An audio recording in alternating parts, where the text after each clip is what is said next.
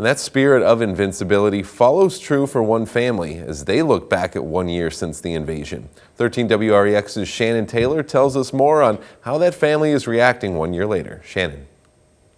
Since the invasion, efforts from right here in the state line began as a message of solidarity to those fleeing the war. And for one family, those efforts do not go unnoticed as they continue to think of their loved ones. I think they very worried for their family, because we don't know what be tomorrow. It's now 1 year since Russia invaded Ukraine, causing war that led many families to run. But for one family, it felt like it was just yesterday. We did very afraid, because we have 3 children, it's little children. My daughter know what is siren, and she very afraid because we pick up children and go to this Ukraine.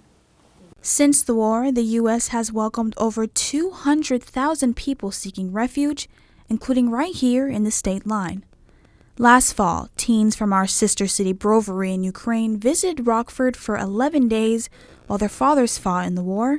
And 2 couples, Oksana and Oleg, and Victoria and Ole, are currently living in Dixon, where they are sponsored through the Welcome U.S. program. Many new friend in Dixon. In Dixon, very good people. Other partnerships and organizations in Rockford also lended a helping hand through donations straight into the heart of those in need. Хотів би подякувати нашим друзям з міста Рокфорд, Сполучені Штати. We collected donations that were then used to buy medicine and generators, other supplies, hospital supplies, things like that. Food. We sent a shipment of kids around the world sent 250,000 meals over there. While the state line is doing what they can to help, people in Ukraine still face uncertainty every day, a thought that still weighs heavy on Oksana. My family in Ukraine, every day very afraid, because they don't want what to be tomorrow, yeah. And I very worried for my family in Ukraine. They're my mom and my sister with family and all friend, yes. Leaving her with only one wish. Yes, I want finish of war, and I every time with my family I blessed God finish of war, yeah. If you or anyone is interested in donating, you can visit our website, WREX.com, for more information. Derek? All right, thank you, Shannon. And tonight, state leaders are responding to the 1 year anniversary of the start of the war. State Representative Dick Durbin saying Putin was willing to sacrifice thousands of Ukrainian and Russian lives, the reputation of his country, and the international order established after the horrors of World War II. Perhaps having listened to too many years of his own country's brainwashing propaganda, Putin also thought Ukraine would fall in a matter of days or weeks. Putin was wrong. New at 6 tonight, a DeKalb man has been charged with homicide after shooting another man last night. DeKalb police responded to a call that a man had been dropped off at Kishwaukee Hospital with a gunshot wound to the stomach. He was then airlifted to a Rockford hospital where he later died. The suspect, 40-year-old Calvin Hamilton of DeKalb, then took off on I-88, leading police on a chase before being stopped shortly after midnight. The case is under investigation, and additional charges against Hamilton are anticipated.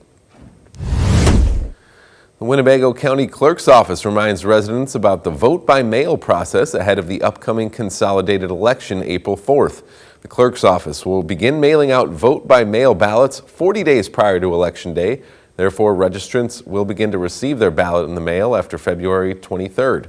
To receive a ballot through the mail, registered voters must first complete and submit a vote-by-mail application for either permanent status or single election status. Celebrating Black History Month, the State Controller Susanna Mendoza is highlighting prominent citizens from around central Illinois. Of those, Tamara Flug, an officer with the Springfield Police Department and founder of the Dollhouse Project. Barbara Montgomery, the track and field coach and PE teacher at Franklin Middle School in Springfield. Village of Pulaski Mayor Dean Rogan Sr., sculptor and art educator Preston Jackson, and Dr. Sheila Boozer, the first black female superintendent of the Champaign Unit 4 School District. People who have really made a major impact in the lives of generations. Specifically, when I think about the track coach, who's led her school to many championships, but individual kids to a better life, right? And so the contributions that these folks make are endless. You can learn more about local Black History Month culture tomorrow as we re-air our Black Culture Amplified special tomorrow at 5 right here on WREX. Well, it's time for regional championships in boys basketball, and we have a busy night ahead with games being played all over the state line. 13 Sports Director Eric Graver is live in Woodstock to preview a big game for one of the top teams in the NIC 10. Eric. Hey, what's going on, Derek? Yep, we're getting closer and closer to tip-off here. You can see they've started to set up the bleachers behind me, getting everything ready. Boylan, they actually just rolled up a couple of minutes ago, so they're going to be warming up soon here, getting ready for their 3A regional championship against Prairie Ridge. The Titans are in the 2 seed in this bracket after going 21-11 on the year with a conference record of 13-5. They beat Crystal Lake Central last night 67-44 to move on to Prairie Ridge tonight, and those Wolves, they're the 3 seed in this bracket. They're going 8-10 in their conference and 13-18 overall. So going to be a great game tonight. We got a lot of good ones in the area. Coming up in just a little bit in sports, we're going to talk to the Boylan head coach, Brett McAllister, about this team and how they're feeling leading up to this regional championship. But for now, I'll send it back over to you, Derek. All right, thanks, Eric. And we'll have more 13 News at 6 coming right up. There's that.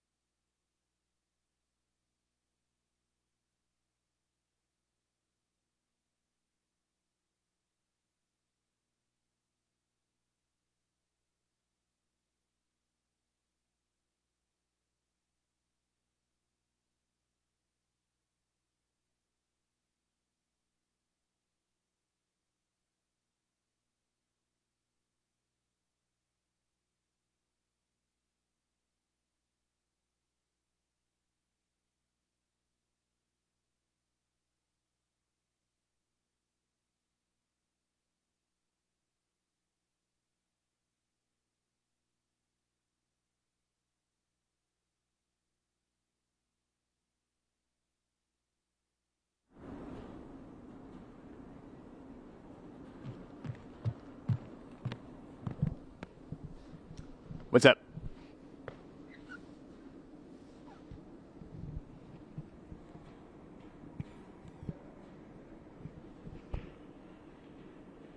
Yeah, that's fine. I'm just talking to my guy Brett. So, yeah, what happened with? You said there was like a break that triggered or something.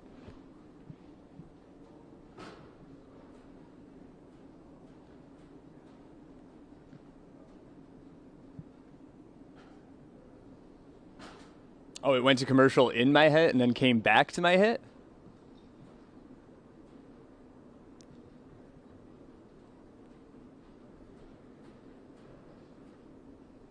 Oh, well, weird.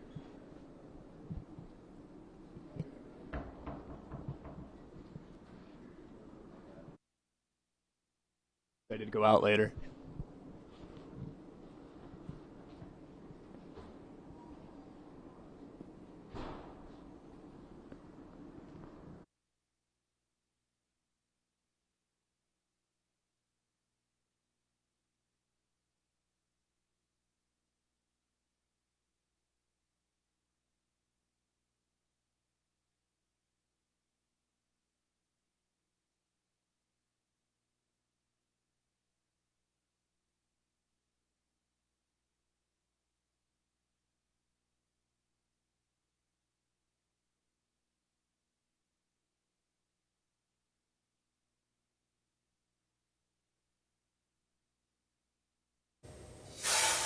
Happening right now, this evening, an art reception is being held at the Freeport Art Museum for some very special artists. The exhibition, it's called Aspiring Artists 2023, and it features art from local kindergarten through 12th grade students.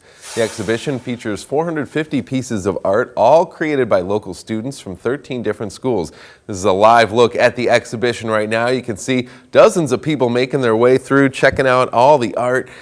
Really neat to see all the local art being showcased. There will be awards for first, second, and third place, as well as honorable mention for each age group. The Freeport Art Museum's Director of Education and Exhibitions says there will be several types of art on display, thanks to the education the students are receiving.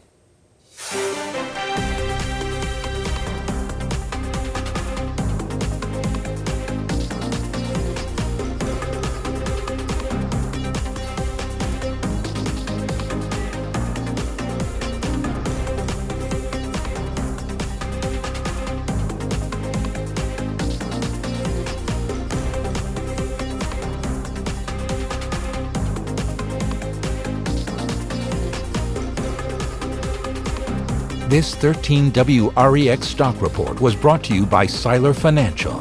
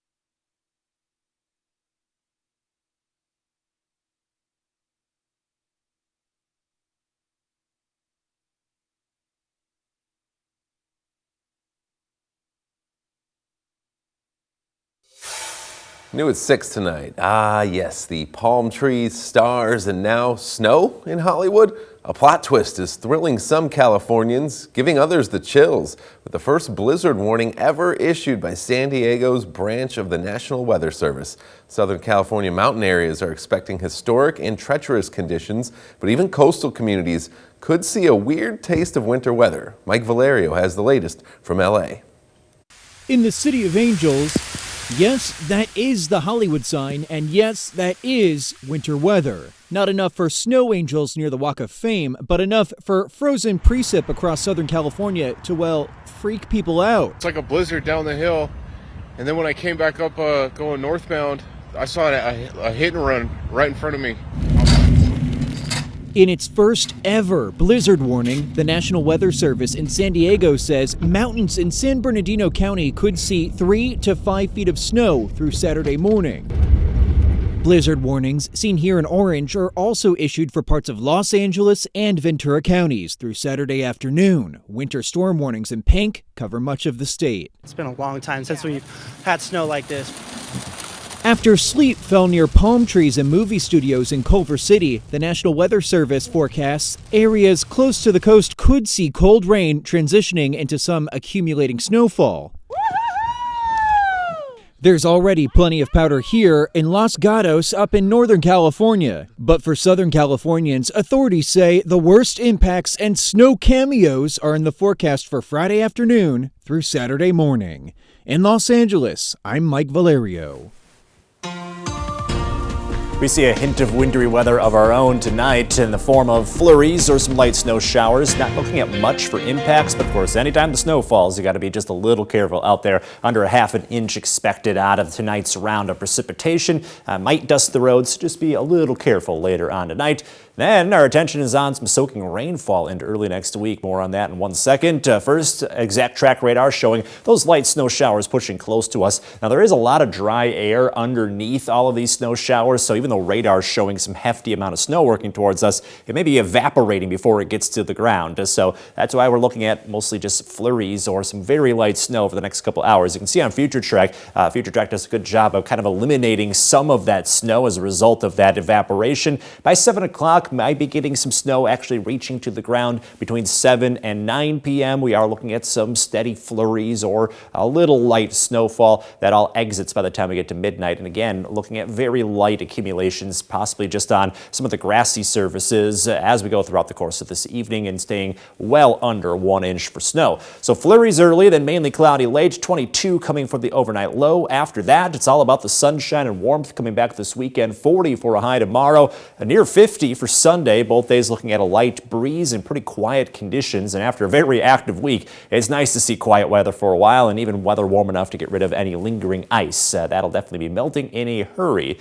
After that, we'll have to keep an eye on that next weather system. It's going to cross the Rockies over the weekend. Could bring severe weather to the Great Plains. For us, it picks up a lot of moisture out of the Gulf of Mexico, so that's going to send it towards the Midwest. And as a result, we could be soaking rain showers ahead for Monday. Here we are Monday morning, looking at all that humidity moving in. After that, it's just all about showers and possible downpours through Monday morning. Monday afternoon, some lighter rainfall as this weather system lingers for a little while. Then we dry out as of Monday night. Could even hear some rumbles of thunder, but no severe weather expected, at least as of right now. So be ready for some soaking rain and a lot of puddles in the roads going into Monday. Up to an inch of rain possible, some blustery winds adding on to the damp feel that we'll have in the air going into Monday itself. We are in the 50s, though, so we don't have to worry about a cold rain just yet. After that, March 1st could have a wintry mix of rain and snow as we cool off again. In your most accurate 10-day forecast, we really see a lot of 40s in our extended forecast. So as we head into the new month, seeing some sunshine and mild weather rather than going back to winter for a little while.